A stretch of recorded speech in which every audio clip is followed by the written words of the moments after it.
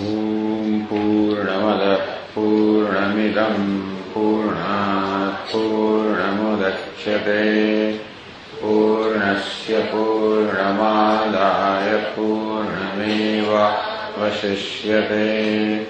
ॐ शान्ति शान्ति शान्तिः।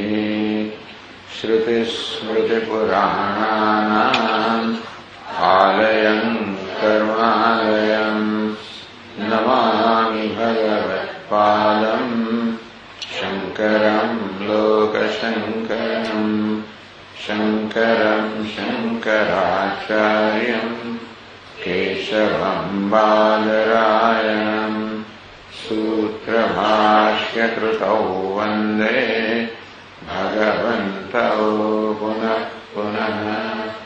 ईश्वरो गुरुरात्मेति मूर्तिभेदविभागिने व्योमवद्व्याप्तदेहा मूर्तये नमः। अथ आदेशः नेति नेति नहि एतस्मात् इति नेति अन्यत् परम् अस्ति अथ नामधेयम् सत्यस्य सत्यम् इति प्राणा वै सत्यम् तेषामेष सत्यम्।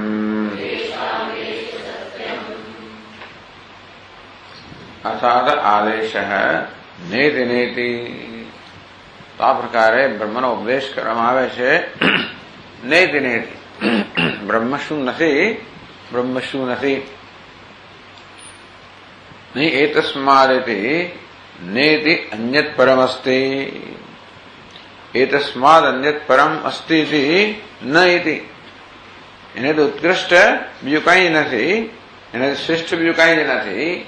ઉપદેશ કરવાની આજ શ્રેષ્ઠ રીત છે। તો આજે કહ્યું ઉપનિષદમાં એનો વિસ્તાર ગ્રંથકાર કરી રહ્યા છે કેવી રીતે આ બે એટલે વળી પણ પછી આજે કહેશે અત્યારે પણ ગઈકાલે આપણે જોયું તસ્યાપી વા તદ સદજ્ઞાન પરિચ્છેદ વ્યુદાસત આનંદેતિ વાસ્યાપી દુઃખસ્યૈવ વ્યુદાસત। એ સત્યમ જ્ઞાનમ અનંતમ એ પ્રકારે વિધેયાત્મક બ્રહ્મ શું છે વિધિમુખથી કહેવામાં આવે ત્યારે પણ એનો અવર્થ કરી શકાય, વિધિમુખનો અર્થ કરી શકાય, સાથે સાથે અવર્થ કરી શકાય કે અસત અજ્ઞાન પરિચ્છેદ વ્યાવૃત્તિ। સત્ય શબ્દ કે સત શબ્દ અસતનો, જ્ઞાન શબ્દ અજ્ઞાનની અને આને અનંત શબ્દ પરિચ્છેદની મર્યાદિતપણની વ્યાવૃત્તિ કરે છે, નિષેધ કરે છે, બાધ કરે છે। આનંદિત વાસ્યાપી આનંદો બ્રહ્મેતિ વિજાનાત આન બ્રહ્મ આનંદ સ્વરૂપ જયારે કહેવામાં ત્યારે પણ દુઃખસ્ય વ્યુદાસત ત્યારે દુઃખનો નિષેધ કરવામાં આવે છે। ઇષ્ટા પ્રવૃત્તિ વિદુષામ ન ભિન્નાર્થે કદાચ કથંચન। કોઈ રીતે વિદ્વાનો કહે છે કે શાસ્ત્ર કોઈ રીતે ભિન્ન અર્થાત બ્રહ્મ આત્માથી ભિન્ન છે એ પ્રકારનો ઉપદેશ વિદ્વાનોને કોઈ પણ રીતે ઈચ્છનીય નથી। અખંડાર્થ, અખંડ એટલે કે જે જ્ઞાતા છે, જીવ છે એ જ બ્રહ્મ છે।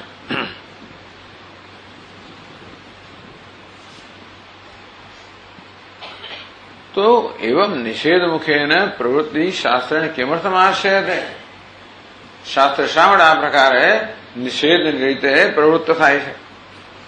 એકમેવાદ્વયમ બ્રહ્મ સ્વસજાતિ વિજાતિજાન ભેદાન વેદસ્ય સતતમ સ્વયમહિમ્નિ પ્રતિષ્ઠિતમ। કારણ કે બ્રહ્મ સર્વ પ્રકારના વિશેષથી રહિત છે, નિર્વિશેષ છે। એકમેવાદ્વયમ સ્વ સજાતિ વિજાતિદાન ભેદાન વેદસ્ય એકમ એવ અદ્વિતીયમ સજાત્ય વિજાત્ય સ્વગત। આ બધા પ્રકારના ભેદનો નિષેધ કરીને બધા પ્રકારના ભેદથી પર નિષેધ એટલે અતીત, એનો થયો તો અતીત છે, પર છે. સતતમ તો પછી આ ભેદમાં પ્રતિષ્ઠિત ના હોય તો બ્રહ્મ ક્યાં પ્રતિષ્ઠિત છે? સ્વે મહિમને પ્રતિષ્ઠિતમ, પોતાના મહિમામાં પ્રતિષ્ઠિત છે. ટૂંકમાં એ સ્વયં સિદ્ધ છે, સ્વયં પ્રકાશ છે, સ્વયં પૂર્ણ છે. હોવાના કારણે એને હોવા માટે, પ્રકાશવા માટે, પૂર્ણતા માટે બે કોઈની આવશ્યકતા નથી. એનું નામ છે સ્વે મહિમની પ્રતિષ્ઠિતમ, એ પોતાના મહિમામાં પ્રતિષ્ઠિત છે. બ્રહ્મ પોતે જે છે એ પોતાને કારણે છે. દુનિયાની બીજી કોઈ વસ્તુ જે કંઈ છે એ પોતાને કારણે નથી. દરેક વસ્તુ જે છે બીજાને કારણે છે. આ તે ઘડો માટીને કારણે ઘડો છે એમ કરતા દરેક કાર્ય કારણને કારણે પોતે વાંચે છે તે કે દરેક સંઘાત અવયવોને કારણે છે. પણ એક જ વસ્તુ એવી છે જે કઈ હોવું જ જોઈએ ને, દરેક વસ્તુ બીજાને કારણે હોય એવું જ જો હોય તો પછી કોઈ જાતની અહીંયા આગળ ક્યાંય પણ વ્યવસ્થા થાય જ નહીં. એટલે અંતિમ ક્યાંય પહોંચી જ ના શક્યા આપણે. આ મહાન દોષ છે ને, અને તેથી ક્યાંક તો આ વસ્તુનો અંત આવવો જ જોઈએ. સા કાષ્ઠા સા પરાગતિ અવ્યક્તાત પુરુષ પર પુરુષાન્ન પરમ કિંચિત. અવ્યક્ત બધા કરતા ચડિયાતું છે, પણ અવ્યક્ત કરતા પણ પુરુષ ચડિયાતો છે. પુરુષ કરતા કોઈ ચડિયાતું નથી.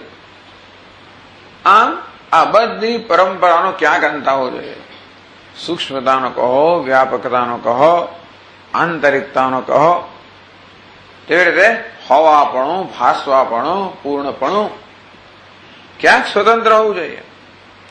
અને તો જે કંઈ આપણને હોવાપણું ક્યાંય પણ ભાસે છે, જે વસ્તુઓ પ્રકાશે છે, વસ્તુઓ સુખ આપે છે, એ જો પોતાને કરતા કોને કારણે છે? જેને કારણે જે બ્રહ્મ છે. સ્વે મહિમને પ્રતિષ્ઠિતમ.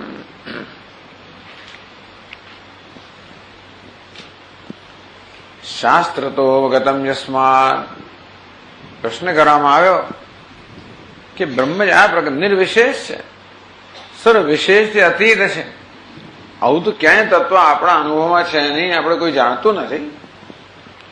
લોકે પ્રસિદ્ધમ, જે લોકમાં પ્રસિદ્ધ નથી, જેને આપણે જાણતા જ નથી, તો જે ક્યારેય આપણા અનુભવમાં આવ્યું જ નથી, એનો ઉપદેશ શાસ્ત્ર પણ આપી કેવો શકે? તો પદાર્થ પ્રસિદ્ધે વાક્યાર્થ બોધે ઋત્વાત. આ સત્યમ જ્ઞાન અનંતમ બ્રહ્મ વાક્ય છે, તત્વમસી વાક્ય છે, આ મહાવાક્ય છે. એ દ્વારા આપણને શાસ્ત્ર જીવ અને બ્રહ્મના ઐક્યનો બોધ કરે છે.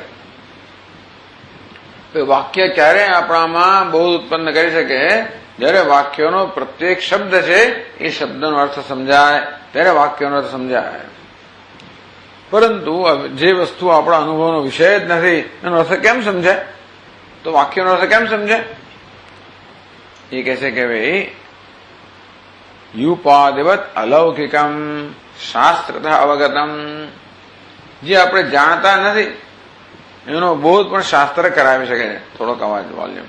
આપણે જાણતા એનો બોધ પણ શાસ્ત્ર કરાવી શકે છે. આપણે જે જાણીએ છીએ એ દ્વારા આપણે જે નથી જાણતા એનો બોધ શાસ્ત્ર કરાવી શકે છે. યુપવત અલૌકિકમ.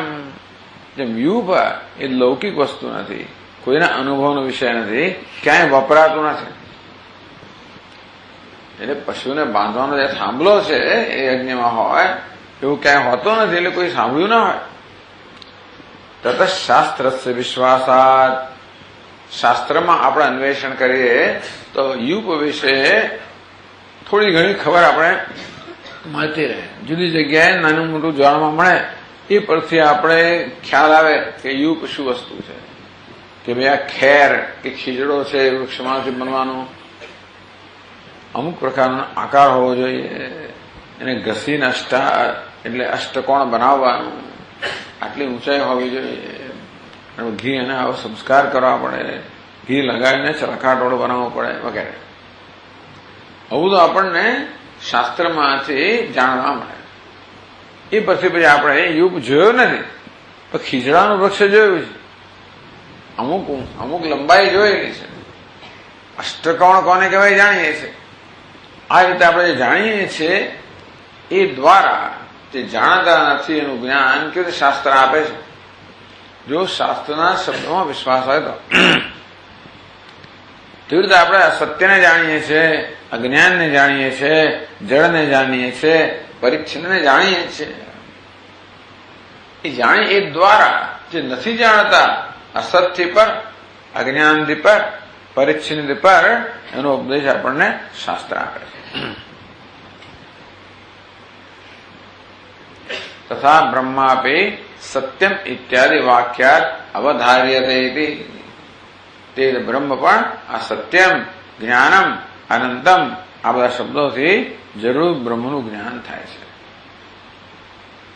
જોકે યુપ અને બ્રહ્મ કોઈ સમાન કક્ષામાં નથી. યુપનું જ્ઞાન કેમ થાય છે? કારણ કે યુપ માટે જે બધા શબ્દો છે એનું જ્ઞાન છે. ખીજડાનું વૃક્ષ, ખેરનું વૃક્ષ એટલે શું જાણીએ છીએ, અમુક જાતની લંબાઈ એટલે શું જાણીએ છીએ, અષ્ટકોણ કોને કહેવાય જાણીએ છીએ, એટલે યુપને જાણી શકે. તો સત્ય કોને કહેવાય અને જ્ઞાન કોને કહેવાય એને જાણતા જ નથી. એટલે કોઈ રીતે શાસ્ત્રો આપણે જ્ઞાન ન કરાવી શક્યા હોત. યુપ તો ક્યારે આપણા અનુભવનો વિષય નથી, છતાં પણ યુપ જેનો બનેલો છે એ બધી વસ્તુ અનુભવના વિષયોને કારણે આપણા નાના મોટા અનુભવનો ભેગા કરીએ એટલે અનુભવ થાય. બ્રહ્મ એવું નથી. એ કે જે કઈ વસ્તુ આપણા અનુભવનો વિષય હોય એ બ્રહ્મમાં હોય જ નહીં. બધા જ બ્રહ્મ જુદું હોય. એ ખરેખર તો આપણે જાણીએ છીએ દ્વારા બ્રહ્મનું જ્ઞાન થઈ ના શકે. જો આપણે જાણીએ છીએ એ ભેગું કરીને બ્રહ્મનું જ્ઞાન થવાનો તો થાય જ નહીં. તો આપણે જાણીએ છીએ એનું શું કરવાનું? અહીંયા જાણીને ભેગું નથી કરવાનું. જે જાણીએ છીએ એને નિષેધ કરવાના છે. પ્રક્રિયા જુદી છે. યુપની પ્રક્રિયા જુદી છે અને બ્રહ્મની પ્રક્રિયા જુદી છે. યુપમાં જે જાણીએ છીએ બધું ભેગું કરી કરનાર યુપ શું છે એ સમજીએ. બ્રહ્મમાં જાણીએ છીએ ભેગું તો કોઈ ના સમજાય. જાણીએ છીએ એનો નિષેધ દ્વારા. કારણ કે બ્રહ્મ તો આત્મા સ્વપ્રકાશ છે, અનુભવનો વિષય છે. માટે યુપ તો અનુભવનો વિષય નથી, છતાં પણ એ જેમાંથી બનેલું છે બધી વસ્તુ અનુભવનો વિષયોને કારણે યુપ શું છે આપણે સમજી શકીએ. બ્રહ્મનું હોય જુદા પ્રકારનું છે. જે કે અનુભવનો વિષય છે એને નિષેધ દ્વારા, કારણ કે બ્રહ્મ સ્વપ્રકાશ છે માટે એનો બોધ થાય. એ સમજાવશે ગ્રંથકાર. હવે 109મા પાના પર ચર્ચા આગળ ચાલે છે. આ ચર્ચા બહુ મહત્વની છે. આ દ્વારા આપણને ઉપદેશ થઈ રહ્યો છે. ભલે આપણને કેવી રીતે શાસ્ત્ર ઉપદેશ કરે છે એ દ્વારા ગ્રંથકાર આપણને ઉપદેશ કરી રહ્યા છે. એટલે આત્માનું બ્રહ્મનું સ્વરૂપ શું છે એનું જ્ઞાન કેમ થાય એ બધું અહીંયા કહેવાય રહ્યું છે. આ માત્ર બૌદ્ધિક ચર્ચા નથી. આમ જો તો બૌદ્ધિક ચર્ચા છે કે ભાઈ આ મહાવાક્યની ચર્ચા છે, પણ છતાં એ દ્વારા આપણને ઉપદેશ થઈ રહ્યો છે. સત્યમ ઇત્યાદિ વાક્ય છે પ્રથમમ્યા વિશિષ્ટવાચક પદૈ બ્રહ્માભ્યદાને પ્રવૃત્તિ તાવન માત્ર વિધિશાસ્ત્રત્વ વ્યવહાર. કે વિધિ મુખથી નિષેધ મુખથી બે મુખથી કે બે રીતે આપણને બ્રહ્મનો ઉપદેશ થાય છે. તો વિધિ મુખથી ઉપદેશ થાય એ ક્યાં સુધી લઈ જાય? કે છે સત્યમ ઇત્યાદિ વાક્ય છે. આ વિધિમુખ એટલે બ્રહ્મ શું છે કહેવામાં આવ્યું? સત્યમ, જ્ઞાનમ, અનંતમ બ્રહ્મ. એ વાક્ય છે. પ્રથમ પહેલા વિશિષ્ટ વાચક પદૈ. દરેક શબ્દ હંમેશા આપણને કોઈનું કોઈ વિશેષણ સાથે જ બોધ કરી શકે. આપણા મનમાં જેનો બોધ થાય ને હંમેશા કોઈ વિશિષ્ટ એટલે વિશેષણ ધરાવનારી, કે જાતિ, ક્રિયા, ગુણ, સંબંધ કશુંક ધરાવનારી વસ્તુ શબ્દ આપણે પહોંચાડી શકે. કોઈ રીતે નિર્વિશેષ વસ્તુ શબ્દ પહોંચાડી ના શકે. શબ્દ આપણને જાતિ, ક્રિયા કે બ્રાહ્મણ, ક્ષત્રિય વગેરે જાતિ, પાચક, પાઠક વગેરે ક્રિયા, ગુણ વડે રક્ત, શ્વેત વગેરે ગુણ, સંબંધ, રાજ, પુરુષ, કોઈ એવા દ્વારા જ આપણને શબ્દ જ્ઞાન કરાવી શકે. આ એક અથવા આવી ભેગું કરીને શબ્દ જ્ઞાન કરાવે એ તો આપણે યુપનું જ્ઞાન થયું. કારણ કે વિશિષ્ટ પદાર્થ, વિશેષ એટલે કોઈ વિશેષતા ધરાવનાર પદાર્થ. આમ જે કઈ વસ્તુ આપણા અનુભવનો વિષય છે એ દરેક વસ્તુ કોઈને કોઈ પ્રકારની વિશેષતા ધરાવનાર જ છે. આપણે જન્મ્યા ત્યારથી અત્યાર સુધીનો બધો વ્યવહાર હંમેશા વિશેષતા ધરાવનાર જગત સાથે વિશેષતા ધરાવનાર મનુષ્યનો થઈ રહ્યો છે. એટલે બધું વિશેષતાની અંદર જ આપણે રાસ્તા હોઈએ છીએ. એટલે આપણે આપણો બધો વ્યવહાર, કારણ કે ભાષા વ્યવહારમાંથી આવે છે અને બધો વ્યવહાર વિશેષતાના અંતર્ગત હોવાના કારણે આપણી ભાષા જે શબ્દોની બનેલી છે એ શબ્દો પણ હંમેશા કોઈને કોઈ વિશેષતા ધરાવનાર વસ્તુનો જ ઉપદેશ કરી શકે. એટલે શબ્દ સાંભળે એટલે તરત જ શબ્દનો આપણા મનમાં અર્થ સ્ફુરે. કેવો અર્થ સ્ફુરે? કોઈક વિશેષતા ધરાવનાર. સત્ય એટલે શું? સાચું. જે કંઈ આપણે સાચું સમજતા હોઈએ તે. જ્ઞાન એટલે જે કોઈ સાચું જ્ઞાન સમજતા હોઈએ. એટલે સત્ય પણ એક આપણા મનની અવસ્થા છે, જ્ઞાન પણ મનની અવસ્થા છે, આનંદ પણ મનની જ અવસ્થા હોવાની છે. અનંત એટલે અંત વગરનું કંઈક કલ્પના આપણે કરવાના. એટલે પ્રથમ સૌથી પહેલા આ શબ્દો જે શાસ્ત્રના યા વિશિષ્ટ વાચક પદૈ, આ બધા પદો શબ્દો, આ સત્ય, જ્ઞાન, આનંદ, કોઈ પણ શબ્દ વિશિષ્ટ વાચક, હંમેશા કોઈ વિશેષ ધરાવનારા પદાર્થના જ વાચક છે, એનો જ બોધ કરાવે. બ્રહ્માભિધાને પ્રવૃત્તિ, આ પ્રકારે બ્રહ્મના અભિધાનમાં, બ્રહ્મને જણાવવામાં પહેલા આ પ્રકારની પ્રવૃત્તિ થાય. આટલું જ કરી શકે શબ્દો. તાવન માત્રેણ વિધિશાસ્ત્રત્વ વ્યવહાર. શબ્દ પોતે આથી વધારે ન કરી શકે. સત્યમ, જ્ઞાનમ, આનંદમ, આ પ્રત્યેક શબ્દ આપણને કોઈક વિશેષતા ધરાવનાર વસ્તુનું જ જ્ઞાન કરાવે અને ત્યાં અટકી જાય. એ વાક્ય શું કરે? કારણ કે સત્ય છે આપણે જાણીએ છીએ તો જ્ઞાન નથી. એટલે શંકરાચાર્ય મહારાજે વાક્યનું બહુ સુંદર વિશ્લેષણ કરે મહાવાક્ય રૂપે. જો એક પાદ નોંધ પહેલા જોઈ લઈએ. પાદ શક્તે સવિશેષ અર્પણ અનપાયાદ. પદ એટલે શું? શબ્દ. શબ્દમાં શક્તિ હોય. પોતાના અર્થનો જ્ઞાન કરાવવાની દરેક શબ્દમાં શક્તિ છે. ઘટ એ શબ્દનું ઉચ્ચારણ, એ શબ્દ સાંભળીએ એટલે એ શબ્દમાં એક શક્તિ છે કે આપણામાં યોગ્ય સંસ્કાર હોય તો એ ઘટ નામના પદાર્થનું જ્ઞાન કરાવે.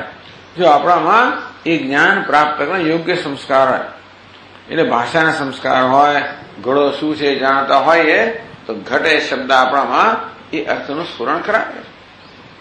પણ સવિશેષ ઘટપણું ધરાવનાર પદાર્થનું જ્ઞાન કરાવે છે કે ઘટ શબ્દ. સવિશેષ અર્પણ અનપાયાત, વિશેષતા સિવાય બેનું જ્ઞાન ન કરાવે. તેથી આ શબ્દનો ધર્મ છે.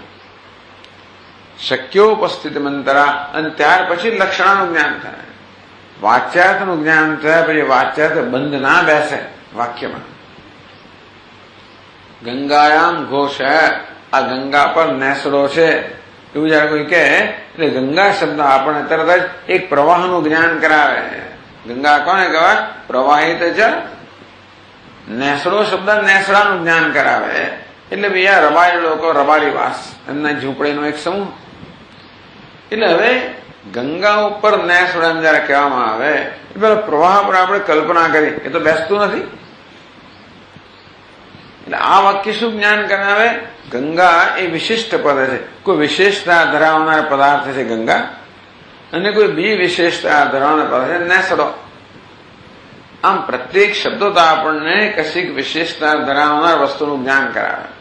વાક્ય શું કરે છે? ગંગા ઉપર નેસડો, એ તો હોઈ ના શકે. એટલે પહેલું મન વિચાર કરે કે એટલે શું સમજવાનું? એનો અર્થ એવો સમજી પછી આપણું મન કે ગંગા કિનારે નેસડો એવું કહેવામાં આવે છે. કહેનાર તો આટલું જ કેવું, પણ ગંગા શબ્દ પછી આપણે જતો રહે એને બદલે કિનારો શબ્દ આવે, કિનારે નેસડો, તો ગંગા શબ્દ શું કામ વાપરે હોય? ગંગામાં જે શીતળતા છે, પવિત્રતા છે, એ બધી વસ્તુ પણ નેસડામાં રહેલી છે, એવું કંઈક પહોંચાડવા માટે ગંગા શબ્દ વાપરે. પણ આ વાક્ય શું કરે છે? આ ગંગા શબ્દ છે એનો વાચ્યાર્થનો નિષેધ કરીને આપણને એનો તીર, ગંગા તીર કે ગંગા કિનારો, આ કિનારાનો બોધ કરાવે છે. આવી રીતે સત્યમ જ્ઞાનમ અનંતમ. શંકરાચાર્ય મહારાજે કહ્યું કે સત્ય કોને કહેવાય?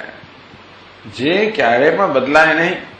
સત્ય કોને કહેવાય? જે ક્યારે જેનો વિકાર ના હોય, જે બદલાય નહીં. કોઈ દેશમાં કાળમાં સત્ય આપણે એવું જ જાણીએ ને કે આજે અત્યારે કહ્યું પછી કહ્યું સત્ય રહેજો, જેમાં કોઈ પ્રકારનું પરિવર્તન ના આવે. એવું તો એક જ વસ્તુ છે જગતનું કારણ. આ જગતમાં સતત પરિવર્તન આવે છે, ઉપાદાન કારણમાં પરિવર્તન ના આવે. એ સત્ય જગતનું ઉપાદાન કારણ.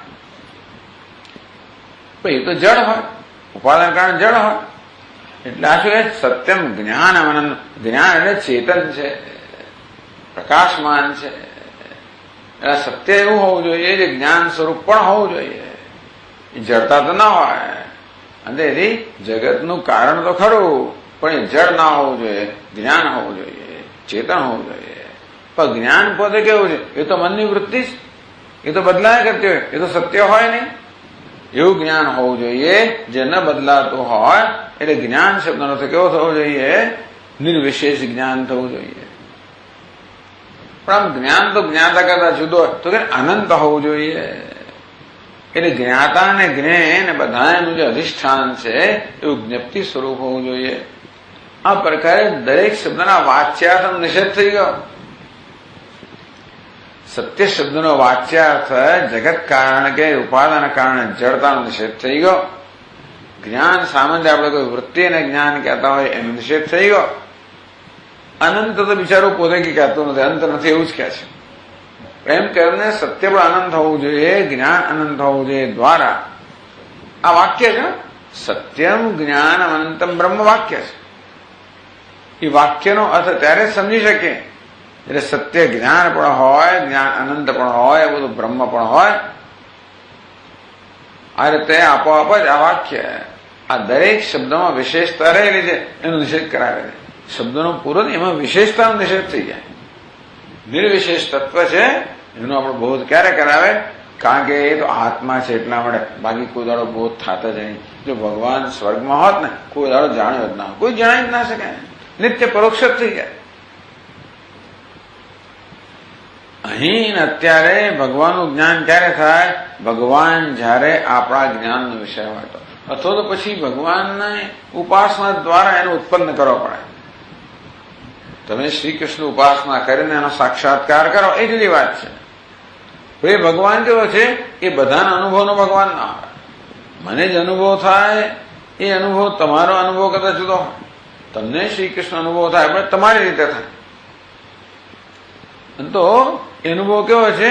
એ પ્રાતિભાષિક અનુભવ છે, ઉત્તમ અનુભવ છે, પરંતુ એ અબાધિત નથી. પણ જતા રહે, આવે અને જતા રહે. કેવા હોય છે ભગવાન? આવે ક્યારે ના જાય. ક્યારે ના જાય? ન આવ્યા હોય ત્યારે. આવેલી વસ્તુ જવાની જ છે. ન આવે એટલે શું? હમણાં હોવા જ જોઈએ. હમણાં ભગવાન ક્યાં છે? તો કે છે. કોણ છે? બસ આ સ્વયં પ્રકાશ આત્મા જ ભગવાન છે. એમાં બીજી નહીં ભગવાન વાળી વસ્તુ ભળી ગઈ છે, એને તમે દૂર કરો. આ પ્રકારની પ્રક્રિયા છે. કારણ કે સત્ય જે તત્વ છે, પરમાત્મા છે, એ સ્વયં પ્રકાશ છે, સર્વવ્યાપક છે, આત્મ સ્વરૂપ છે. એટલે પેલી પાદનોદમાં પદશક્તે સવિશેષ અર્પણ અનાપાયાત શક્યોપસ્થિતિ મંતરાચ લક્ષ્ય અનુપસ્થિતે. શક્ય સંબંધ આ ગંગામાંથી આપણને તીર જે છે લક્ષણાવૃત્તિ જ્ઞાન ક્યારે થાય? એ તીરનો ગંગા સાથે સંબંધ હોય ત્યારે. ગમે તે વાક્ય આપણે લક્ષ્યાર્થ ના કરાવી શકો. શક્ય સંબંધ એટલે કહે છે કે ભાઈ શક્યોપસ્થિતિ મંતરા છે લક્ષ્ય અનુપસ્થિતે આદૌ સત્યાદિપદાત સત્યત્વ વિશિષ્ટસ્ય બોધ. શરૂઆતમાં તો ગંગા શબ્દથી ગંગાપણું ધરાવનાર આપણને વસ્તુનો બોધ થાય, નદીનો પ્રવાહનો. તેમ સત્ય વગેરે શબ્દથી એ વસ્તુ ધરાવનાર, સત્યપણું ધરાવનાર વસ્તુનો બોધ થાય, જ્ઞાનપણું ધરાવનારનો બોધ થાય, અનંતપણું. એ દરેક જુદું જુદું થાય. એ એક જ ક્યારે હોય એ બધી પછી નિષેધની પ્રક્રિયા ચાલે. તત વિશેષણાંશ હાનરૂપ નિષેધેન. સત્ય ત્યારે જ જ્ઞાન સ્વરૂપ હોય જો એમાં નિર્વિશેષ સત્ય હોય તો જ જ્ઞાન સ્વરૂપ હોય. અને જ્ઞાન તારે સત્ય જો નિર્વિશેષ જ્ઞાન હોય. એ ત્યારે જ અનંત હોય જયારે બંને એક જ હોય અને નિર્વિશેષ હોય. આ રીતે વિશેષણ અંશ હાન રૂપ આ દરેક શબ્દનો વિશેષ અંશ છે એનો હાન અને નિષેધ રૂપ એનું નામ નિષેધ. લક્ષ્યમ અર્પ્યતે આમ દરેક વાક્ય આપણને લક્ષ્યાર્થી બ્રહ્મને નો બોધ કરાવનાર પ્રત્યેક વાક્ય હંમેશા લક્ષ્યાર્થથી બોધ કરાવે, ક્યારેય વાચ્યાર્થથી નહીં. તત્વમસી હોય ગમે તે વાક્યમાં એ લક્ષ્યાર્થમાં હંમેશા વિશેષ અંશ હોય એનું નિષેધ દ્વારા. તત છે ભગવાન એ પણ આપણને તત્શબ્દ જગતકાર સર્વજ્ઞ સર્વશક્તિમાન એવા તત્વનો બોધ કરાવ. તત્શબ્દ ભગવાન આમ કે તરત એવું આવે ને ત્વમ એટલે હું એ અલ્પજ્ઞ અલ્પશક્તિમાન જીવ પરવશ બિચારો દુઃખી એવો તરત ખ્યાલ આવે કે તું એટલે તું તત છે, તું ભગવાન છે. હવે આમાં તો હું જેવું મારી જાતે જાણું છું ભગવાન ના હો એટલે ભગવાન પરોક્ષ છે, એ તો હું તો અપરોક્ષ છું. ભગવાન અપરિચ્છિન્ન છે, હું પરિચ્છિન્ન છું. આ પ્રકારે પરોક્ષતાનો પરિચ્છિન્નતાનો બાદ થાય અને પછી જોયું કે હું જેને હું માનું છું એમાં વિશેષ અંશ તો હું નથી, ભગવાન જ ભગવાન માનું છું. એ પરોક્ષતા ભગવાનમાં ના હોય. આ પ્રકારે ભગવાનની પરોક્ષતા અને જીવની પરિચ્છિન્નતા આ બંનેનો બાદ થઈ જાય અને પછી અપરોક્ષ અપરિચ્છિન્ન જે વસ્તુ અનુભવનો વિષય છે એ બચી જાય. આ પ્રકારે વિશેષણ અંશ હાન રૂપ નિષેધેન જે વિશેષણ અંશ છે એના હાન એટલે કે નિષેધ દ્વારા ત્યાગ રૂપી નિષેધ ભાગ ત્યાગ. આખું બધું નહીં ફેંકી દેવાનું, ખાલી વિશેષ અંશ જ ફેંકી દેવાનો, છોડી દેવાનો. નિર્વિશેષ છોડવો હોય તો એ ના છૂટી શકે. તો સક્ષમ અર્પ્યતે ઇતિ ભાવ આપણે આપણી જાતને કેમ છોડી શકીએ? તો ટીકાકારે કહ્યું કે તાવન માત્ર વિધિશાસ્ત્રત્વ વ્યવહાર. વિધિશાસ્ત્ર એટલે આ શબ્દો વિધિમુખથી જે જ્ઞાન આપે છે એનો આટલો વ્યવહાર હોય કે શબ્દો આપણને એ વિશિષ્ટ પદાર્થનું જ્ઞાન કરાવે. પછી ટીકા કરે છે પ્રમેયમ અનુસૃત્યતું. પ્રમેયમ એટલે જે જ્ઞાનનો વિષય બ્રહ્મ છે એને અનુસરીને તો ઇદમ અપી નિષેધ શાસ્ત્રતામ ભજતે. પણ પરમાત્મા તો નિર્વિશેષ છે. આ શબ્દો તો આપણે વિશેષતાનું જ્ઞાન કરાવે. તેથી એ પ્રમેય નિર્વિશેષ અનુસરીને તો આ સત્યમ જ્ઞાનમંતમ બ્રહ્મ જે વાક્ય છે પણ નિષેધ શાસ્ત્રતામ પછી એમાં નિષેધ કરવો જ પડે. વિશેષ અંશનો નિષેધ કરીએ તો જ એ વાક્ય આપણને જ્ઞાન કરાવી શકે. એટલે ઇદમ અપી આ જે વિધિમુખ છે સત્યમ જ્ઞાન એ પણ નિષેધ શાસ્ત્રતામ ભજતે. એ પણ છેવટે નિષેધપણા દ્વારા જ આપણને જ્ઞાન કરાવી શકે. ઇતિ દર્શયિતુમ ગ્રંથકાર આપણને આ દર્શાવવા માંગે છે. શાસ્ત્ર પ્રવૃત્તિ દ્વૈવિધ્યમ દર્શયતી કે શાસ્ત્રની બે પ્રકારની પ્રવૃત્તિ હોય છે એ આપણા ગ્રંથકાર કહે છે 561માં શ્લોકમાં. શાસ્ત્રમ ચાત્ર પ્રવૃત્તમ સત પ્રવૃત્તિમ કુરુતે દ્વિધા વિધાનેન નિષેધેન લોકદૃષ્ટિ સમાશ્રયાત. શાસ્ત્રમ ચત્ર પ્રવૃત્તમ સત દ્વિધા પ્રવૃત્તિમ કુરુતે. અત્ર આત્મની અત્ર એટલે અહીં શાસ્ત્રમ છે અત્ર પ્રવૃત્તમ અહીં આ વિષયમાં એટલે આત્મની પ્રવૃત્તમ આત્માનો બોધ કરાવવા માટે પ્રવૃત્ત થયેલું શાસ્ત્ર શાસ્ત્રનું વાક્ય. પ્રવૃત્તમ સત્શાસ્ત્રમ. સત્શાસ્ત્ર એટલે વિશ્વસનીય શાસ્ત્ર. ગમે તેવું શાસ્ત્ર નહીં, પેલું ગઈકાલ ગયો ને અંદર અંદર જાત જાતના વિરોધ રહેલા હોય. એક બાજુ કહો કે ભગવાન સર્વવ્યાપક છે, જો ભગવાન સર્વવ્યાપક સર્વનો આત્મા હોવો જોઈએ તો મારો આત્મા હોવો જોઈએ, તો ભગવાન મારું સ્વરૂપ હોવું જોઈએ. તો કે ના તું તો જુદો ભગવાન કર. ભગવાન તો ન્યાયકારી છે અને દયાળુ છે અને છતાં મને એક જ જીવન આપ્યું, બસ આટલામાં પૂરું કર, નહીં તો ગયો કામથી. અક્કલ વગરની વાત છે ને. તમે જો ચૂક્યા તો હંમેશ માટે નરકમાં. એ વળી કઈ જાતની વાત છે? આટલી તક આપવાની આપણને, આટલું મોટું કામ કરવા માટે આ એક જીવન ક્યાંય પર્યાપ્ત હોતું જ નથી ને. એ તો જીસસ ક્રાઇસ્ટ જન્મ્યા ત્યારથી હતા, બાકી એમણે શરૂઆત કરવાની હોત તો કઈ પત્તો ના લાગ્યો હોત. કોઈ પણ હોય, ભલે શંકરાચાર્યજી હોય, જન્મ્યા ત્યાં એ બરાબર અવતાર, પણ એમણે શરૂ કરવાનું હોત તો કેટલા. એટલે ગૌતમ બુદ્ધના કેટલા 84 બધા બોધિસત્વ કહેવાય છે. ખાલી એટલું જ બતાવે, અનેક જન્મ સંસિદ્ધ તતો યાદી પરામ ગતે. અક્કલ વગરની આ બધી વાતો છે. ભગવાન તમને આવો મને આવું શું કામ બનાવે, એને ન્યાયકારી કેમ કહેવાય, દુઃખી કેમ બનાવે, એને કૃપાળુ કેમ કહેવાય? આ પ્રશ્નનો ઉત્તર જ નથી એ લોકો પાસે. બસ અમે કહીએ છીએ મને સ્વીકાર કરો. મોટા ભાગના સ્વીકારે, કેટલાક ના સ્વીકારે. આવા તમે તો પાપી છો. જન્મ્યા એટલે મેં શું કર્યું? જન્મ્યો ત્યારથી પાપી. તો જન્મ રીત જ તારે એવી છે કે તું પાપી છે. મા બાપ માની કોખે જન્મ એટલે પાપી છો. મારા વાંક વગર પાપી? એ તો આ તો શું કહેવાય ભાઈ કે અકૃત પ્રણાશ તો જાણે કરેલો તો છે નહીં, પરંતુ અકૃત આગમન જે નથી કર્યું એ વસ્તુ મારા માથે પડી ને. અન્યાય છે. ભગવાન ન્યાય કેમ કહેવાય વગેરે. ટૂંકમાં કશી વસ્તુઓ આપણને તો જસતી નથી. એ લોકો તો એમને બધા અર્થ કરી આપે જ છે. એમના બધા વિદ્વાન આ બધા શાસ્ત્રોનો અર્થ કરે જ છે. લોકો એ નથી કરતા એમ નહીં. એમની રીતે બધી વસ્તુ બરોબર છે, બધાની રીતે બરોબર હોવાની જ છે ને. બધા દ્વૈતના આચાર્યો બધું વ્યવસ્થિત સમજાવતા હોય છે, ના સમજાવે જ નહીં. જુદા દ્રષ્ટાંતો આપે. જેમ સાંખ્ય લોકો એમ કે ભાઈ આ સર્જન કરનાર પ્રકૃતિ છે અને પુરુષ તો માત્ર એમાં કરતાપણું ના હોય, ચૈતન્યમાં ભોગતાપણું છે, ચૈતન્યમાં કરતાપણું ના હોય. એટલે ચૈતન્યની જરૂરિયાતને અનુસરણને પ્રકૃતિ સર્જન કરે. એટલે જળ વસ્તુ સર્જન તો કરે. જ્યાં વાદળો કેવા ક્યાં વરસે છે, જ્યાં વૃક્ષો હોય ત્યાં વરસે. એમને ખબર છે કે આ વૃક્ષોની જરૂર છે. રણમાં ના વરસે, કારણ રણમાં જરૂર નથી. આ વાદળને કેવી ખબર પડી જાય છે? માને કેવી ખબર પડે?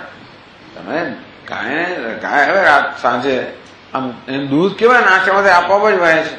દૂધને ખબર પડે કે આ વાછરડાની જરૂર છે. આવા દ્રષ્ટાંતો આપો બધા. ટૂંકમાં દરેક જણ પોતે દ્રષ્ટાંતો આપીને સમજાવતો હોય છે. પણ જે હોય તે આપણે એનો કઈ વિરોધ નથી. એનાથી તમારું મન શાંત રહેતું હોય અને તમને કઈ તકલીફ જે માનવું એ માનો.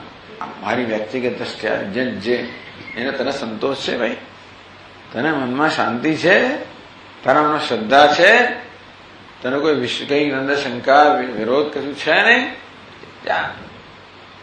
છેવટે કરવાનું તો એ જ છે ને. એમ કરે તો ભગવાન નામ લેવાતું હોય અને તું સત્કર્મ કરતો હોવ તો ભલે જે માનવું એમાં. બધી માન્યતા પછી દુષ્ટ હોય માણસ એને શું કરવાનું? બધી માન્યતા બરાબર હોય પણ વર્તનમાં વાણીમાં કશું ના હોય તો એ માન્યતાને શું કરવાની? ભલે માન્યતા ખોટી હોય પણ માણસ સજ્જન હોય તો વાંધો નથી, ક્યારેક માન્યતા સાચી થશે વગેરે વગેરે. એટલે આ આપણી દ્રષ્ટિ છે. એટલે આપણે તો કોઈ સાથે એવા શાસ્ત્રાર્થની જરૂર જ નથી. જેને જેમાં વિશ્વાસ હોય કરો. ન બુદ્ધિભેદમ જનયેત અજ્ઞાનામ કર્મ સંગીના. અંતેથી કોઈનામાં બુદ્ધિભેદ જન્માવો નહીં. કોઈ દાડો કોઈની શ્રદ્ધા પર આઘાત કરવો નહીં. જે મને ખીચડામાં માનતો હોય, ખીચડામાં ભૂત હોય ને રોજ જાય બધા અને પેલી જાત જાતની ચુંદડીઓ ચડાય ને. ગઈકાલે મામા મેં તો સાંભળ્યું ને આવો શબ્દ, એ કોઈ ભૂત પ્રેતનો પ્રકાર છે. મને ખબર નહીં, લોકો બધા મામાની બહુ પૂજા કરે છે. મામા શું વસ્તુ તો પહેલી જ વાર સાંભળ્યું. પણ આવો કોઈ પ્રેતનો પ્રકાર હશે કે પિશાચનો પ્રકાર હશે, જે વાત કરો. પણ એને મદદ થતી હોય તો કરીએ આપણે. એને આપણે કંઈક આથી સારું શીખવાડે છે. પણ આનો આપણે નિષેધ કરી નાખીએ કે આ તો તું આમ કરે ભૂત પ્રેતને અક્કલ વગરનો છે વગેરે, એ બિચારો રખડી પડે પછી. આમાંથી જાય ને પેલામાંથી જાય. એના કરતા જે કરે છે કરવા પડે. એટલે ભગવાન કહે છે કે ભાઈ તમે સક્તા કર્મણ્ય વિદ્વાંસ યથા કુર્વંતી ભારત. તું બધા આ સંસારી લોકોની વશમાં જેને કામ કરે તો બધાને બૌદ્ધ ઉપદેશ ના કરીશ. એમને જેવું કામ કરે એવા ઉત્સાહથી. એટલા મળે કે એ લોકો લાગે આ તો આપણાથી ચડિયાતો છે. અંદરથી તું છું તો એ અંદરની વસ્તુ અંદર રાખવાની. ચિકીર્ષુ લોક સંગ્રહ. તો એમના જેટલા ઉત્સાહથી કામ કરે છે તો લોકોની સેવા કરવા માટે. એમને એમ કે આપણા જેવો જ છે, આપણા જેવો તો જ આપણી પાસે આવે, નહીં તો ના આવે. જુદા કપડા પહેરેલો લોકો આવે જ નહીં. તમે ટ્રેનમાં મુસાફરી કરો, પેલા 10 જણા બીડી પીતા તો બેસવા દે, ના બેસવા દે. એ લોકો પાન રમતા હોય તમે પાન રમવા તો બેસવા દે. તો પછી તો ના, હું તો બીડી ના આપું તો કઈ ફાટી જાય નાખી. ના પાના મારે રમાતા તો ગેટ લોસ્ટ જત. એટલે એમના જેવા પેલા થાવ, એમનો આદર સંપાદન કરો, પછી તમને લોકો અનુસરતા થાય, પછી તમે એમને ધીમે સાચા માર્ગે વાળો. એવું ભગવાન પ્રેક્ટિકલ કહે, બાકી ના થાય. મોટા સ્વામીજી કે નદીનો પ્રવાહ આવેલો છે, તમે રોકવા માંગો તો નહીં જવાના છો. પહેલા તમે એમાં તરો, પછી બધાની તમે નેતાગીરી આગેવાની લો, પછી આમથી આમ લઈ જાઓ બધાને વગેરે. આ તો જાણે જુદી વાત. સત્શાસ્ત્ર કહ્યું એટલે જે વિશ્વસનીય શાસ્ત્ર છે. શાસ્ત્રમ ચત્ર પ્રવૃત્તમ સત. આ સત શબ્દ છે ને એ શાસ્ત્ર સાથે જાય છે એટલા માટે. એટલે સત્શાસ્ત્ર સત પ્રવૃત્તમ અથવા સત આની સાથે જ જાય. આત્મને પ્રવૃત્તમ સત. આત્મામાં પ્રવૃત્ત થયેલું જે શાસ્ત્ર છે એ વિધાનેન, એટલે દ્વિધા પ્રવૃત્તિમ કુરુતે વિધાનેન નિષેધેન. આત્માનો બોધ કરવા પ્રવૃત્ત થયેલું શાસ્ત્ર આ બે પ્રકારે પ્રવૃત્ત થાય છે, વિધિમુખથી અને નિષેધ મુખથી. વિધાન સાક્ષાત બોધ રૂપ વ્યાપારેણ. સાક્ષાત બોધ સત્યમ જ્ઞાનમ અનંતમ. આ પ્રકારે સાક્ષાત બોધ આપવા રૂપ એક વ્યાપાર છે. બીજું છે નિષેધન ઇતર નિષેધ રૂપ વ્યાપારણ. બીજું શું છે? જે બ્રહ્મ નથી એના નિષેધ દ્વારા. બ્રહ્મ જે છે એના વિધાન દ્વારા, બ્રહ્મ જે નથી એના નિષેધ દ્વારા. આ બે રીતે શાસ્ત્ર પ્રવૃત્ત થાય છે. દ્વિધામ પ્રવૃત્તિમ કરુતે. શેના માટે ભાઈ? લોક દૃષ્ટિ સમાશ્રયા. કારણ કે આપણા વ્યવહારમાં સામાન્ય રીતે કોઈને બોધ કરવો હોય તો આ બંને રીત અજમાવતા હોઈએ છીએ. વસ્તુ શું છે અને શું નથી એ બંને કહીએ ત્યારે સામે પહોંચતું હોય છે. બીજું શું કહીએ તો એ પહોંચતું નથી. કારણ કે કદાચ એકને બધે 2-4 વસ્તુ આ લાગે, શું નથી એટલું કહીએ તો પણ ના પહોંચે. શું છે અને શું નથી બંને કહીએ ત્યારે પહોંચે. દેવદત્ત, આટલા બધા માણસોમાં દેવદત્ત કોણ છે એ એનું વર્ણન કરીએ તો 2-4 જણા જેવા નીકળે. એટલે શું નથી એનું વર્ણન કરવું પડે પછી. અને તેથી એ રીતે જે વ્યક્તિને આપણે જણાવવાની છે એનો બોધ કરાવી શકાય. એટલે ટીકા કરી યથા કાલ વાસનાયુતમ શિષ્યમ બોધયતુમ. હવે શિષ્યની જે મનની અવસ્થા છે એને ધ્યાનમાં રાખીને જ ગુરુજી બોધ કરે. એટલે કે છે સદૈવ સૌમ્ય ઇદમ અગ્રાસીદ. હે સૌમ્ય, ઇદમ આ જગત જે છે અગ્રે પહેલા સત હતું. પહેલા સત હતું. હવે જરૂર પહેલા સત હતું એમ કહો એનો કે અત્યારે સત નથી. શું આ જગતનું તત્વ પહેલા બ્રહ્મ હતું તો અત્યારે શું બદલાઈ ગયું છે? નામરૂપ છે ત્યારે જગત બ્રહ્મ જ છે. પણ પહેલા એવું કેમ વાપરે છે કે ભાઈ કાલ વાસનાયુતમ શિષ્યમ બોધયતુમ. શિષ્ય હંમેશા આ પહેલા પછી ભૂત વર્તમાન ભવિષ્ય આ પ્રકાર હંમેશા આ જગત બ્રહ્મ હતું એટલે ક્યારે હતું કેમ કહ્યું? પહેલા કેમ કહ્યું? કારણ કે અત્યારે શિષ્યને આ જગત બ્રહ્મ રૂપે દેખાતું નથી. જો ગુરુજન કે જગત બ્રહ્મ છે તો પેલું ગુચવાય છે કે હા બ્રહ્મ. હવે સમજો કે બ્રહ્મ શું છે ભાઈ? આ જે દેખાય છે બ્રહ્મ, નામ રૂપાત્મક બ્રહ્મ એવું સમજે ને. એટલે નિર્વિશેષ બ્રહ્મનો બોધ કરાવવા માટે નિષેધ કરવામાં આવ્યો. આ જગત એના સર્જન પહેલા બ્રહ્મ હતું. એટલે શિષ્યને એમ કે ચાલો બ્રહ્મ કેવું હશે હતું? આ જગત એના સર્જન પહેલા કેવું હોય? એટલે સર્જન પછી આ નામ રૂપ આવે એના નિષેધ દ્વારા શિષ્ય પામી શકે નિર્વિશેષ. એમાં તો કઈ હતું છે એવું હોય જ નહીં. એટલે હતું પહેલા આ બધી વસ્તુ આપવા જ જતી રહે. સર્જન પણાનો નિષેધ જગતમાંથી કરો. આ જગત એના સર્જન પહેલા બ્રહ્મ હતું. એ સર્જન કોણ થયું? જે સર્જન થઈ શકે અંશ કયો છે? નામ અને રૂપ. તો સર્જન થઈ શકે અંશ નામ રૂપ છે એ નહોતું ત્યારે બ્રહ્મ હતું. એટલે એ નામ રૂપનો નિષેધ કરવાનો. એ નામ રૂપનો નિષેધ કરવામાં કાળનો નિષેધ પણ થઈ જાય. અંતેથી એ નિર્વિશેષ બ્રહ્મને આત્મરૂપે જાણે. એટલે શિષ્યને જે કરવાનું છે કરવાની અનુકૂળતા કરી આપવા માટે જે આવશ્યક હોય એ પ્રકારે ગુરુજી બોધ કરે. એટલા જ માટે બોધ જુદા જુદા શિષ્યોને જુદી રીતે થાય એવું બને. તો ચાલો એટલે કાલ વાસનાયુતમ શિષ્ય જયારે ગુરુ સમક્ષ આવે ત્યારે આ દેશની કાળની સુખ દુઃખની આ બધા પ્રકારની વાસનાઓ લઈને આવેલો છે. ટૂંકમાં હંમેશા દેશ કાળ વગેરેના સંદર્ભમાં એ વસ્તુને સમજે છે.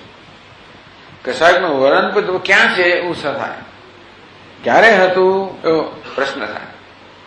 આ પ્રકારે જ હંમેશા આપણે જાણવા વિચારવા વ્યવહાર ટેવાયેલા છે. એટલે બ્રહ્મ હતું એવું કે અત્યારે છે બ્રહ્મ નથી પછી એનો બાદ કરી નાખે.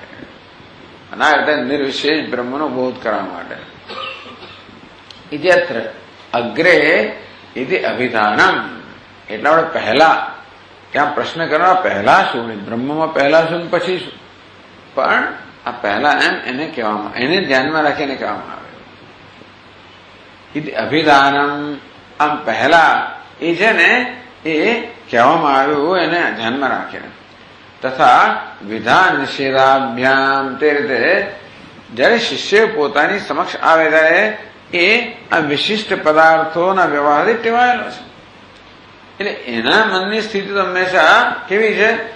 વિશેષતા ધરાવનારી વસ્તુઓના વિચારથી ટેવાયેલો છે. માટે એ જ પેલા બોધ કરે, ત્યાર પછી એમાં વિશેષતાનો નિષેધ કેમ કરવો એનો બોધ કરે. વિધાન નિષેધાભ્યામ દ્વાભ્યામ પ્રકારાભ્યામ દૃષ્ટિમ પ્રાપ્નુવત. તો આ રીતે એ રીતે દ્રષ્ટિને પ્રાપ્ત કરે. પેલા વિશેષતાઓ દ્વારા નિર્વિશેષનો બોધ. લોકાન અનુરુદ્ધેતિ ભાવ. આમ લોકોની આ બે પ્રકારની દૃષ્ટિ પ્રાપ્ત કરવાની લોકોના જે સંસ્કાર છે કે વાસના છે એને ધ્યાનમાં રાખીને આ વિધિ નિષેધ બંને રીતે શાસ્ત્રમાં બોધ કરવામાં ઉપદેશ કરવામાં આવે છે.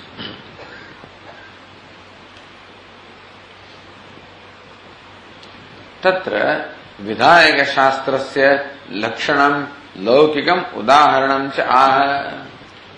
વિધાયક શાસ્ત્રસ્ય લક્ષણમ, વિધાયક વિધિ મુખે ને આ શું છે એ પ્રકારે બોધ કરનારા શાસ્ત્રનું લક્ષણ કેવું હોય, કેવી રીતે બોધ કરે, આ શું છે બોધ કેવો થતો હોય છે એનો વ્યવહારમાં દ્રષ્ટાંત સાથે સમજાવે છે.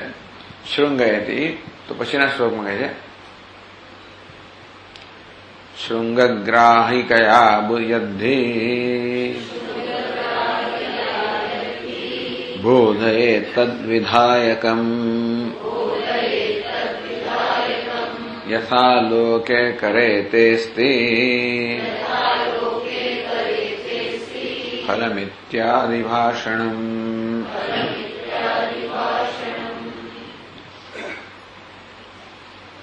યથા લોકે જેવી રીતે રોજબરોજના વ્યવહારમાં શૃંગગ્રાહિકયા, શૃંગ એટલે શિંગડું પકડીને દેખાડે, તદ વિધાયકમ અને વિધાયક આ શું છે એ પ્રકાર દેખાડે એને વિધાયક કે વિધિમુખનો ઉપદેશ કે. જેવી રીતે અસ્તે કરે ફલમસ્તિ, જો તારા હાથમાં આમળાનું ફળ છે એ પ્રકારે શું છે એના બોધ દ્વારા. ટીકા કરે છે શૃંગસ્ય ગ્રહણમ યસ્યામ ક્રિયાયામ સા શૃંગગ્રાહિકા. આ ક્રિયાની વાત થઈ. સંજ્ઞાયામ આ ક્રિયાને આ પ્રકારે સમજાવવામાં આવે કે શૃંગ એટલે શિંગડાનું શૃંગગ્રાહિકા. આ ક્રિયા કેવી છે એટલે શિંગડાનું ગ્રહણ જેમાં થાય એ પ્રકારની ક્રિયા એટલે શૃંગગ્રાહિકા. યથા ગોવ્રજે જેવી રીતે આ ગાયનો એક ધણ હોય એમાં કા મદિયા ગૌ, કોઈ પૂછે કે મારી ગાય કઈ આમાંથી,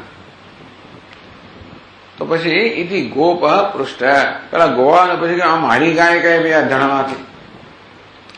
શૃંગમ ગૃહિત્વા ગામ પ્રદતે, શું કરે, ગાયનું શિંગડું પકડી, આ તમારી ગાય છે.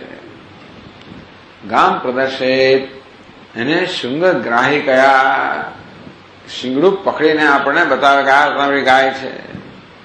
તથા બોધકમ શાસ્ત્ર વિધાયક ઉચ્યતે, આ પ્રકારે શું છે એ કહેનારું શાસ્ત્ર છે, એને વિધાયક વિધિમુખથી શાસ્ત્ર ઉપદેશ કરનારું શાસ્ત્ર કહેવાય. તો બીજી પાદમાં કહે છે અસાધારણ ધર્મ નિર્દેશેન વિષયતયા નિર્દેશ શૃંગગ્રાહિકયા ઉક્તિ કથ્યતે.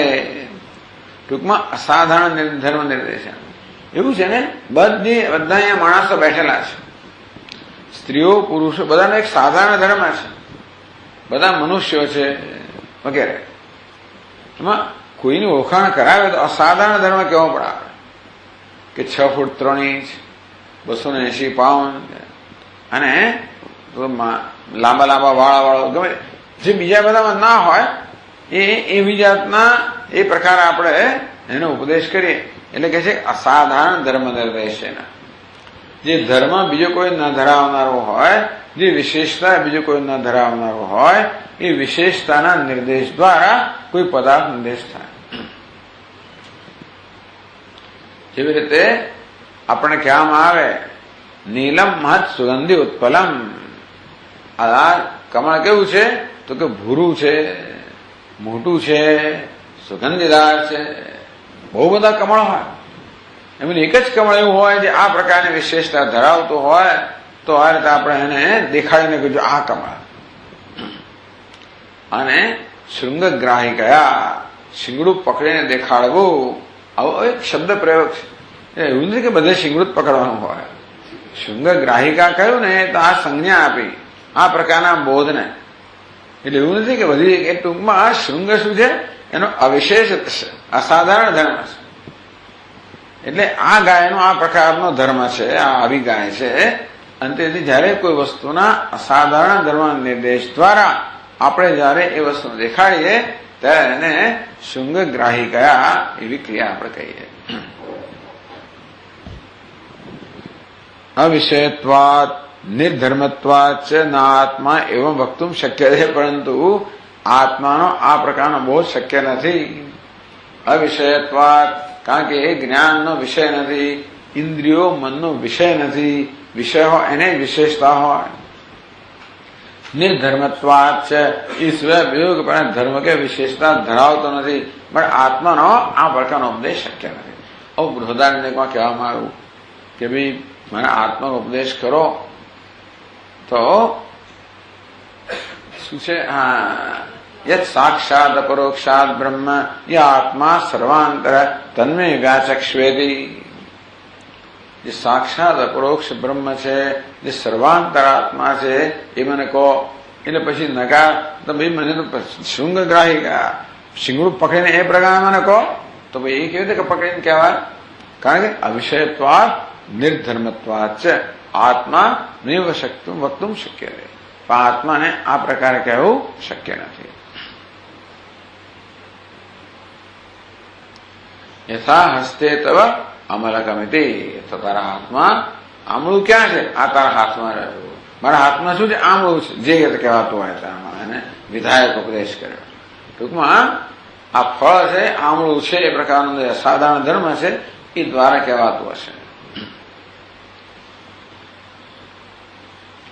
આત્મની તું એવં પ્રવૃત્તમિ શાસ્ત્રમ તત અયોગ્યતામ આલક્ષ્ય વ્યાવૃત્તિ પરતામ આલંબતે. ત્યાં આત્માના વિષયમાં તો એવં પ્રવૃત્તમિ શાસ્ત્ર, આત્મા માટે પણ આ પ્રકારે શાસ્ત્ર પ્રવૃત્ત થાય.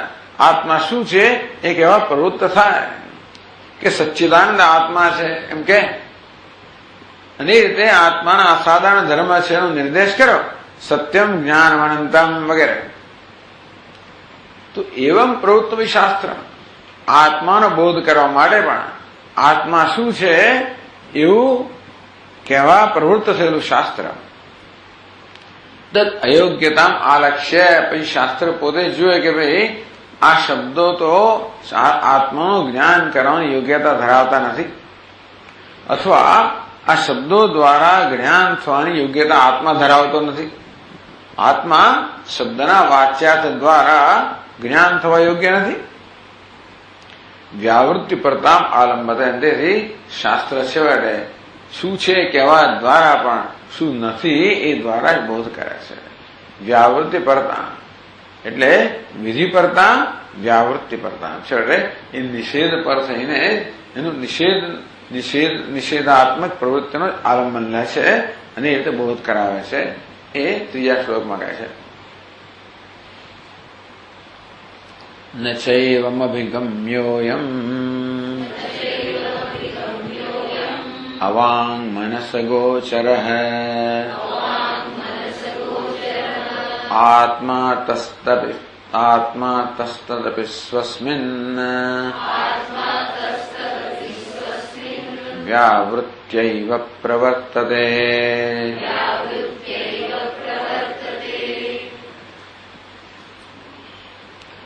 ન ચ એવં અભિગમ્યોયમ અવાંગ મનસ ગોચર આત્મા, અવાંગ મનસ ગોચર આત્મા એવં ન અભિગમ્ય.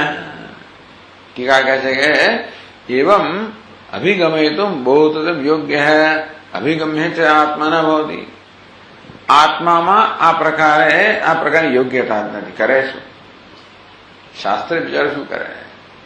એ કહે છે કે અભિગમયિતુમ બોધયિતુમ યોગ્ય. આ પ્રકારે બોધ દ્વારા જ્ઞાન થવાની યોગ્યતા આત્મામાં નથી.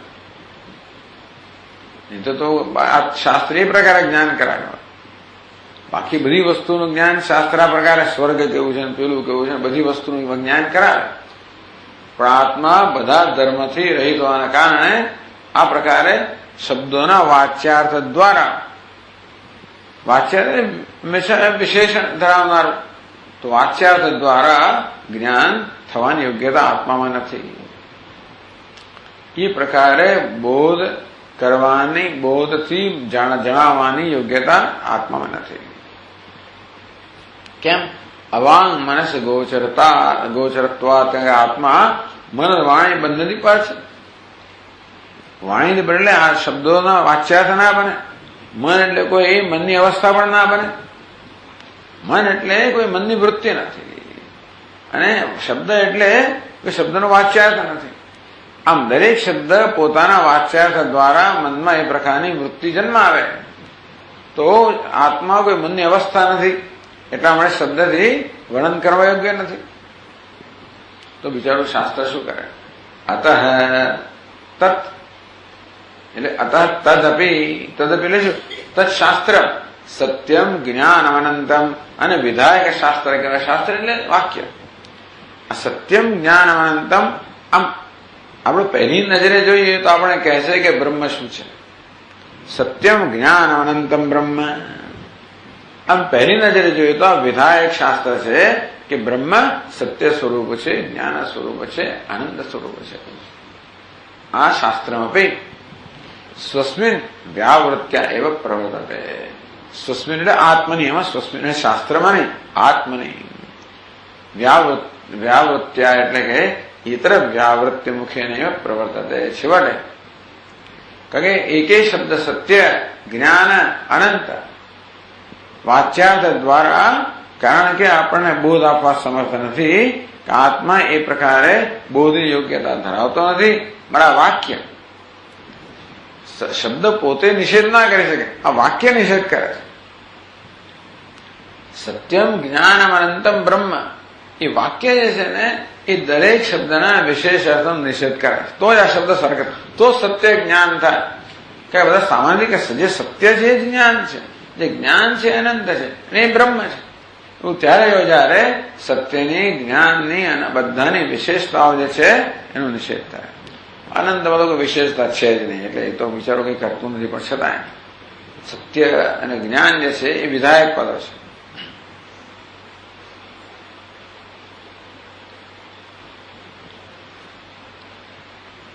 નિષેધકમ શાસ્ત્રમ લક્ષ્યાયતે. હવે નિષેધક શાસ્ત્ર કેવું હોય? અથવા આ શાસ્ત્ર એટલે કે આ શાસ્ત્ર એટલે વાક્ય. અત્યારે સત્યમ જ્ઞાન અનંતમ બ્રહ્મ એ વાક્ય જેને વિધાયક વાક્ય કહેવામાં આવ્યું છે એની ચર્ચા ચાલી રહી છે કે એ કેવી રીતે નિષેધનો આશ્રય લઈને છેવટે આપણને જ્ઞાન કરાવે છે.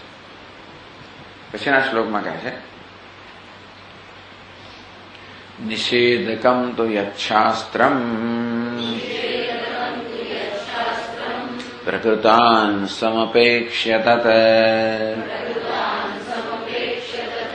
પ્રવર્તતે નિષિધ્યૈતાન પરિશેષાત પ્રબોધયેત.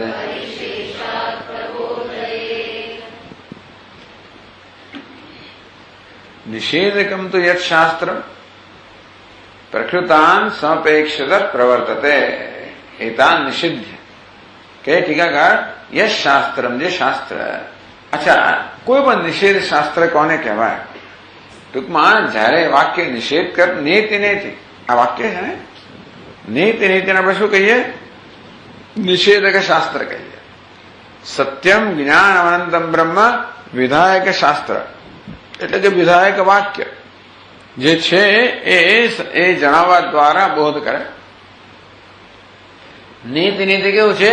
એ નિષેધ શાસ્ત્ર શું નથી એ દ્વારા બોધ કરે.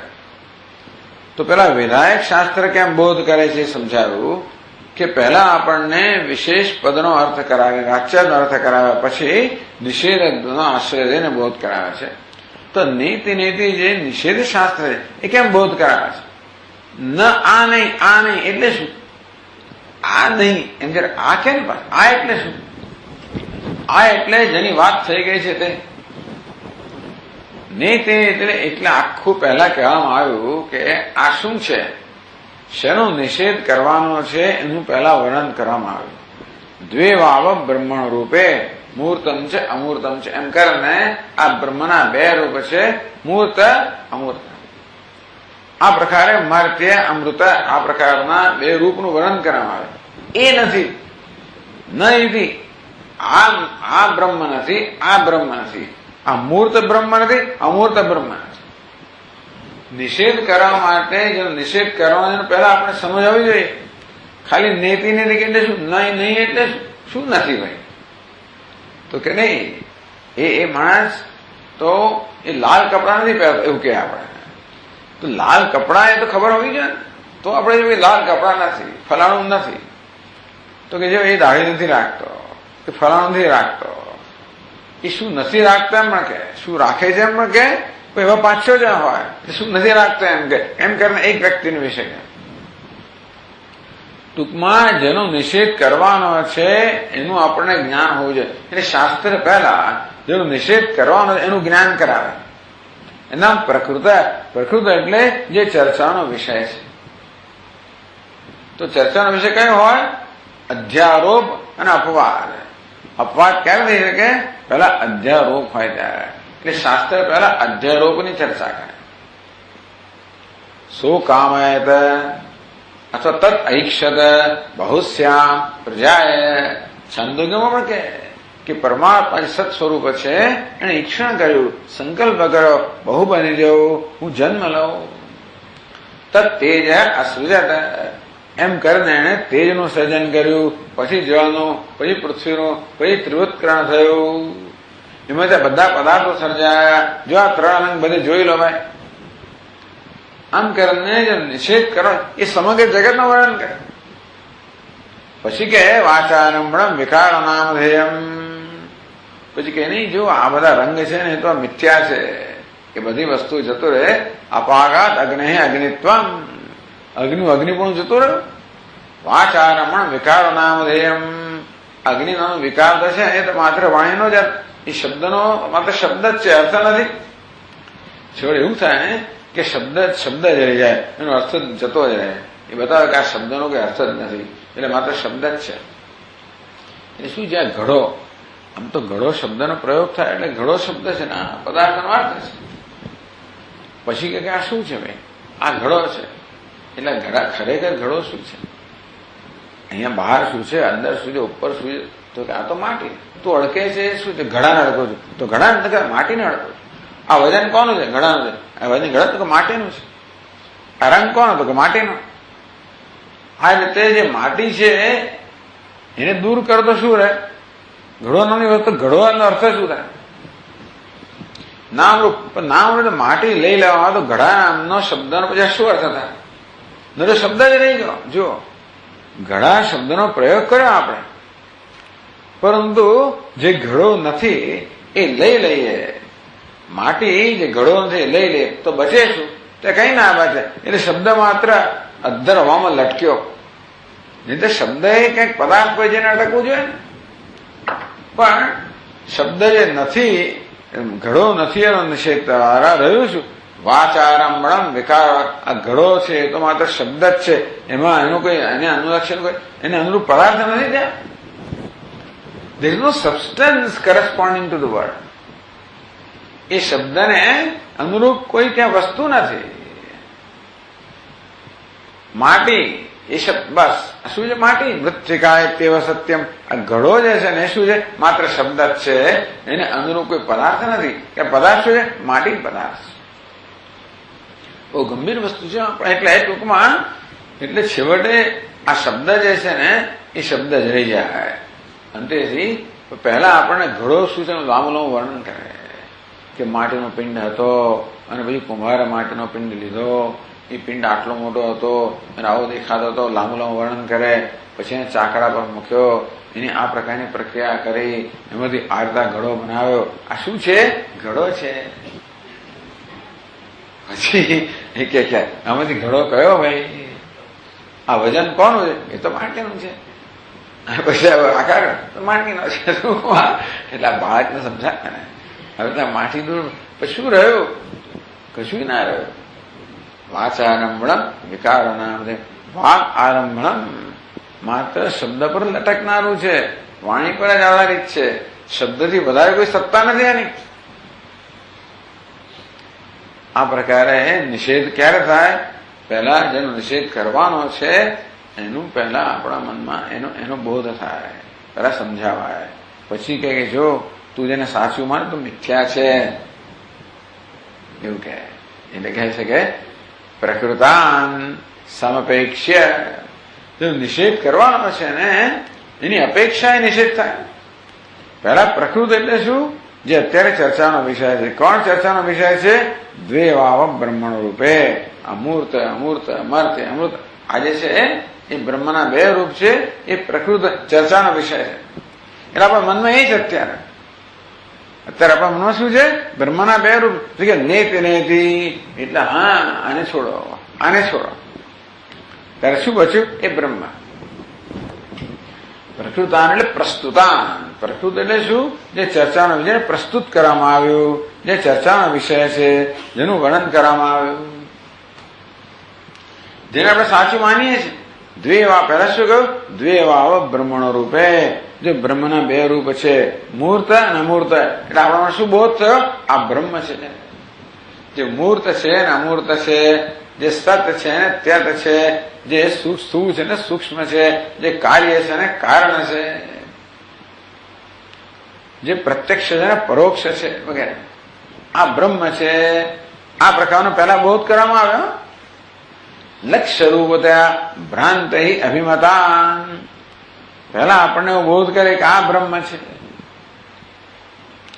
સવા એશ પુરુષો નરસમય. પહેલા શું બોધ થયો? અંદરસમય છે ને એ જ આત્મા છે. હા હું જાણી ગયો આત્મા કહેવાય છે. તસ્માદ વા એ તસ્માત અંદરસમયાત અન્યોંતરાત્મા પ્રાણમય. અને પછી અંદરસમય આત્મા બરોબર જો તો શું દેખાય? પ્રાણમય છે. અન્નમય છે એ નિષેધ છે ને પ્રાણમય. પછી મનોમય. આ નિષેધની જ પ્રક્રિયા છે બધી. ભલે બ્રહ્મ પુચ્છમ પ્રતિષ્ઠા પણ છે, આ બધું નિષેધની જ પ્રક્રિયા છે. આ દરેક શાસ્ત્ર પોતપોતાની રીતે કરતું હોય. અંતઃપ્રજ્ઞ. પેલા અંતઃપ્રજ્ઞ શું છે? પેલા વર્ણન કર્યા કે ભાઈ આ સુષુપ્ત આત્મા અંતઃપ્રજ્ઞ છે, બહિષ્પ્રજ્ઞ છે, જાગ્રત વગેરે આવું વર્ણન કરે. પછી નિષેધ થાય. એમને નિષેધ કરે તો શાસ્ત્ર ત્યાંથી શરૂ થાય. ના અંતઃપ્રજ્ઞમ ના બહિષ્પ્રજ્ઞમ. એવું કહેતો આપણે તો અડધે હવામાં લટકીએ. પહેલા આપણને કહ્યું અંતઃપ્રજ્ઞા હો આત્મા છે, બહિષ્પ્રજ્ઞા આત્મા છે, સ્વપ્નવાળો આત્મા છે, જાગ્રત આત્મા છે, ન પ્રજ્ઞાન પ્રજ્ઞાન ઘન આ સુષુપ્ત આત્મા છે. એવું આપણે માન્યું. લક્ષ્ય રૂપ ત્યાં ભ્રાંત કારણ કે આપણે એના આત્મા જ માનીએ છીએ એટલે લક્ષ્ય છે એ આત્મા છે. પ્રકારે ભ્રાંતિથી જે માનનારા છે એ પેલા આપણા મનમાં એ પેલા ભ્રાંતિ શું છે કહેવામાં આવ્યું. પછી એનો નિષેધ પ્રતિયોગિતા અપેક્ષ પ્રવર્તમાન. એ પછી એ પ્રતિયોગી એટલે જેનો નિષેધ કરવાનો છે એની પહેલા ચર્ચા કરીને એ પહેલા મનમાં લાવવામાં આવે અને પછી કે ઘડો શું છે પહેલા વર્ણન કરવામાં પછી ઘડાનો નિષેધ કરવામાં આવે. નિષેધ કરવાનો શાસ્ત્ર આ પ્રકારે પ્રવૃત્ત થાય. પહેલા જે નિષેધ કરવાનો છે એના વર્ણન કરીને પછી એનો નિષેધ કરવામાં આવે. જરૂર સીધો નિષેધ ના થાય. જેને વિધાયક શાસ્ત્ર સીધું જ કે સત્યમ જ્ઞાન અનંતમ બ્રહ્મ કહી દે કે સત્ય શું છે જ્ઞાન અનંત શું આપણે જાણીએ છીએ. પણ નિષેધ કરવાનો ત્યારે જે નિષેધ કરવાનું પહેલું એને કહેવાય પ્રતિયોગી. અર્થાત જેનો નિષેધ કરવાનો છે અપેક્ષ પ્રવર્તમાનમ. નિષેધ કરવાનો છે જેને સત્ય માનવામાં આવે છે ભ્રાંતિને કારણે. એટલે ખરેખર ભ્રાંતિ નિવૃત્તિ કરવાની છે. આમાં જગતની નિવૃત્તિ નથી કરવાની પણ જગતમાં સત્યતાની ભ્રાંતિ છે ને એ સત્યતાની નિવૃત્તિ. આ લોકો મારે જગત નથી એટલે જગતે નથી જુદી વાત છે પણ આમાં આપણને જગત હોય ન હોવામાં કોઈ રસ નથી.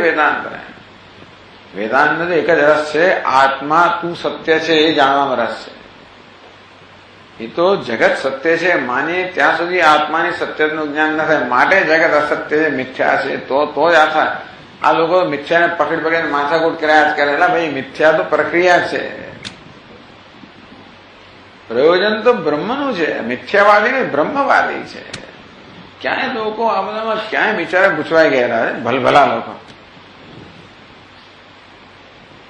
પણ જરા તમે સહાનુભૂતિ સમજો ને ભાઈ.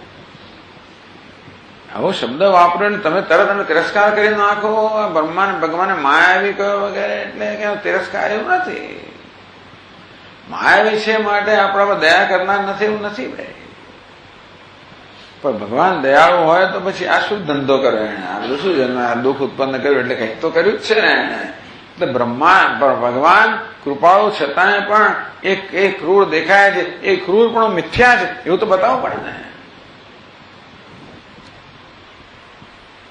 આ ક્રૂરતા એટલા જગત આ દ્વૈત આ માથાકૂટ જન્મ મૃત્યુ પછી કે આ તો મિથ્યા છે એટલે ક્રૂર દેખાતો છતાં ભગવાન કૃપાળુ છે તો જ થાય. ખાલી કૃપાળુ કે કરો પણ ક્રૂરતાનો તમે જ્યાં સુધી હિસાબ ન પતાવો એને કૃપાળુ કહીને પછી ક્રૂરતા જે છે ને એને સમજાવો નહીં તમે તો આપણા મગજની અંદર એનો હિસાબ તો પત્યો નથી ને. એ બધાનો હિસાબ પતાવે પહેલા તો જ મગજ મુક્ત થાય. નહીં તો તમે ગમે તેટલું ભગવાન વિશે કહો તો મગજ તો પેલાનું શું પેલો મેં કહી ગયો એનું શું મને આમ થયું એનું શું એનું તો પહેલા વાત કરો. એનો નિષેધ જે કરવાનો એના મનમાં નિષેધ થવો જોઈએ. જે નિષેધ કરવાનો છે એની સમજ ના આપીએ કે આ નિષેધ તારા શું પકડીને બેઠો છો તું આ જેને પકડીને બેઠો છે શું છે આ કશું નથી જો તો છોડે નહીં તો ક્યાંય છોડવાનો છે. જે પકડીને બેઠો છે અને જેને કારણે દુઃખી થાય છે એ પકડવા યોગ્ય જ નથી. એ છે જ નહીં એટલે એમ કે છે માટે ત્યારે પેલા વાત બરોબર છે તો છૂટે. એમને તિરસ્કાર નથી તમે એનો તિરસ્કાર કરો એવું નથી. એની સત્યતા જણાવીએ છીએ.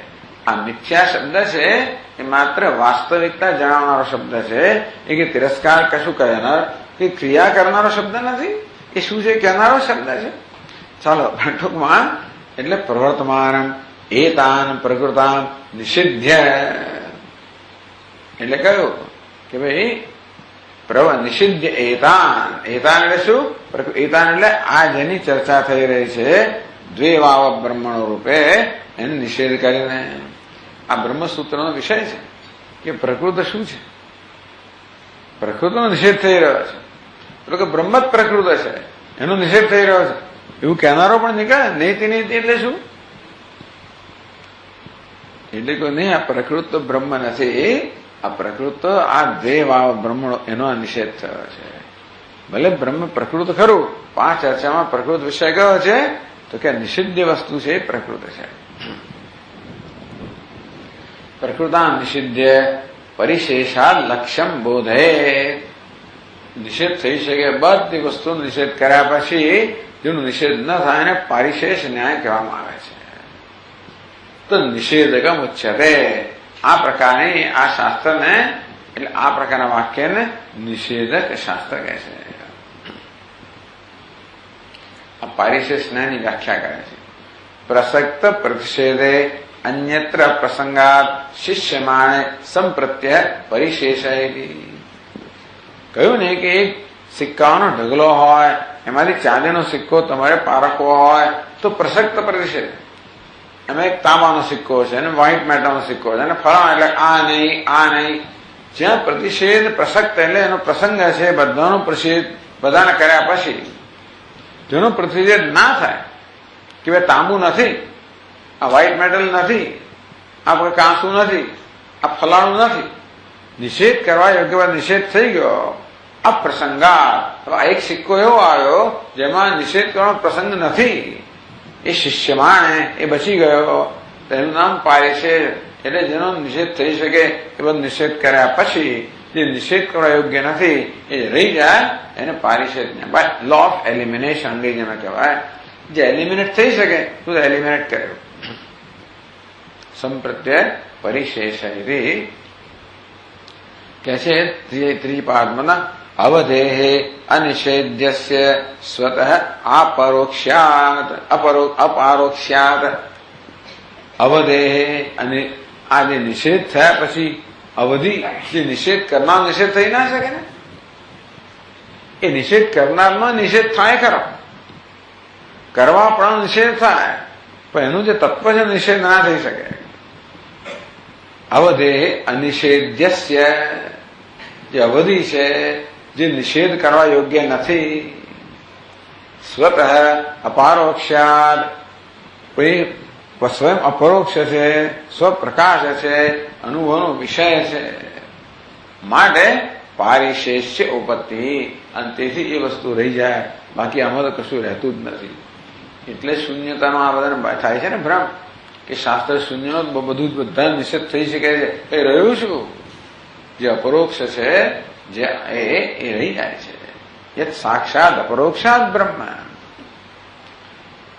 માટે પરિશેષ પારિશેષ્ય ઉપત્તિ. નિષેધ શાસ્ત્રમાં આ પારિશેષ્ય જે રહી જાય છે એની ઉપત્તિ એટલે કે એ યુક્ત છે કે આત્મા પરિશેષ છે. ન્યાયસ્થ વૈયાકરણે શું ન્યાય તો આપ્યો. પ્રસક્ત પ્રતિષેધે અન્યત્ર અપ્રસંગાત શિષ્યમાં બાકી રહી ગયો સંપ્રત્યય. ત્યાં પ્રત્યય આપણે જ્ઞાન થાય કે આ છે એ પરિશેષ.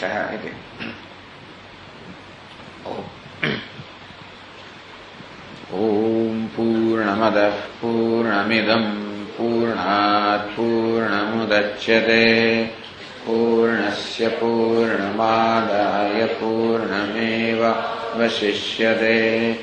ઓમ શાંતિ શાંતિ શાંતિ. શંકરં કેશવં બાદરાયણં સૂત્રભાષ્યકૃતૌ વંદે ભગવन्तौ પુનઃ પુનઃ. ઈશ્વરો ગુરુરાત્મેતિ મૂર્તિભેદવિભાગિને વ્યોમવદ્વ્યાપ્તદેહાય દક્ષિણામૂર્તયે નમઃ. ઓમ શાંતિ શાંતિ શાંતિ. હરિ ઓમ. શ્રી ગુરુભ્યો નમઃ. હરિ ઓમ.